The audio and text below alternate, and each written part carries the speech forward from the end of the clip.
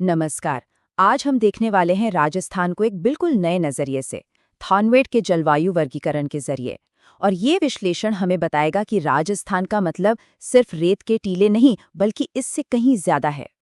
अच्छा, जब भी कोई राजस्थान का नाम लेता है तो दिमाग में क्या आता है? जाहिर है, दूर दूर तक फैला रेगिस्तान, है ना? पर क्या क्या यही पूरी कहानी है?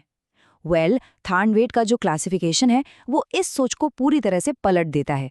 यह हमें दिखाता है कि इस राज्य में क्लाइमेट की कितनी वैरायटी है। तो ठीक है, चलिए इस सफर की शुरुआत राजस्थान के एक ऐसे कोने से करते हैं जिसके बारे में शायद किसी ने सोचा भी नहीं होगा। इसका हरा भरा, नमी से भरपूर दक्षिणी हिस्सा। ये है सीए जोन। इसमें डूंगरपुर, बांसवाड़ा जैसे जिले आते हैं। और यहाँ का क्लाइमेट पता है कैसा है? ट्रॉपिकल ह्यूमिड, मतलब गर्मी भी और नमी भी।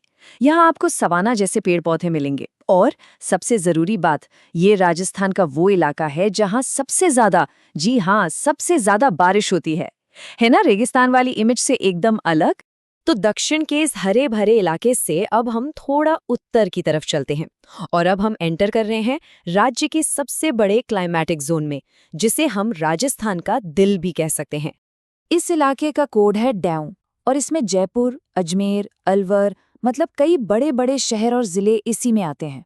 यहाँ का क्लाइमेट सेमी एरिड है, यानी अर्धशुष्क। मतलब बारिश होती है पर मीडियम। तो सोचिए, ये ना तो दक्षिण जितना हरा भरा है और ना ही एकदम सूखा। और हाँ, एक बहुत जरूरी बात, थॉर्नवेट के क्लासिफिकेशन के हिसाब से यही DW जोन राजस्थान का सबसे बड़ा क्लाइमेटिक रीजन है।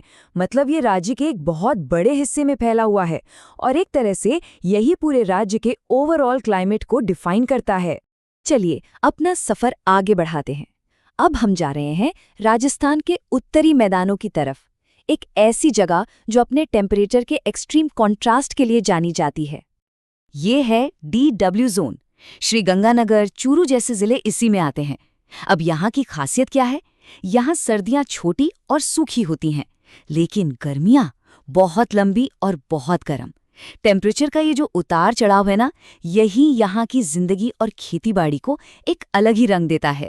और अब हम पहुंच गए हैं अपने सफर के आखिरी पड़ाव पर। ये है सुदूर पश्चिमी इलाका, बिल्कुल वही जगह जो रेगिस्तान की हमारी कल्पना से एकदम मेल खाती है। इस जोन का कोड है EAD। जैसलमेर, बाड़मेर और जोधपुर का पश्चिमी हिस्सा सब इसी में है। ये इलाका बहुत ही ज्यादा गर्म और सूखा है। बारिश तो यहाँ बस नाम के लिए होती है, ना के बराबर। असल में जिसे हम थार का मरुस्थल कहते हैं, वो यही इलाका है। अब सवाल ये है कि इतने मुश्किल हालात में कोई जिंदा कैसे रहता है? यहाँ एक खास तरह के पेड़ पौधे मिलते हैं जिन्हें कहते हैं मरूदभिद या ज़ेरोफाइट। ये कांटेदार वनस्पति होती है जिसने खुद को कम से कम पानी में जिंदा रहने के लिए ढाल लिया है। सच में नेचर का एक कमाल का अडेप्टेशन है ये। तो ये थे 4 अलग अलग क्लाइमेटिक जोन जिनका सफर हमने किया। अब जरा इन सबको एक साथ रखकर देखते हैं कि राजस्थान की पूरी पिक्चर कैसी बनती है। ये राजस्थान की डाइवर्सिटी को दिखाने का सबसे अच्छा तरीका है। देखिए, एक तरफ है CA जोन, एकदम ट्रॉपिकल और नमी वाला, जहां सबसे ज्यादा बारिश होती है।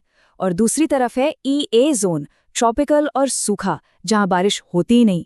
जरा सोचिए, एक ही राज्य के अंदर क्लाइमेट के ये 2 एक्सट्रीम छोर, वाकई हैरान करने वाला है। तो एक क्विक रीकैप करते हैं। हमने देखा हरा भरा दक्षिण, बीच का विशाल सेमी एरिड इलाका, कॉन्ट्रास्ट से भरा उत्तर और एकदम सूखा पश्चिम। ये चारों जोन मिलकर एक ऐसा राजस्थान बनाते हैं जो क्लाइमेट के मामले में हमारी सोच से कहीं ज्यादा कॉम्प्लेक्स और डाइवर्स है। तो अगली बार जब भी कोई राजस्थान की बात करे तो सिर्फ रेगिस्तान की इमेज दिमाग में मत लाइएगा। ये पूरा एनालिसिस हमें एक सवाल पर लाकर छोड़ता है कि पानी की इतनी बहुतायत से लेकर पानी की इतनी कमी तक, ये जो असाधारण क्लाइमेटिक डाइवर्सिटी है, ये वहाँ के लोगों की जिंदगी, उनके रीति रिवाज और उनकी संस्कृति को कैसे गढ़ती होगी।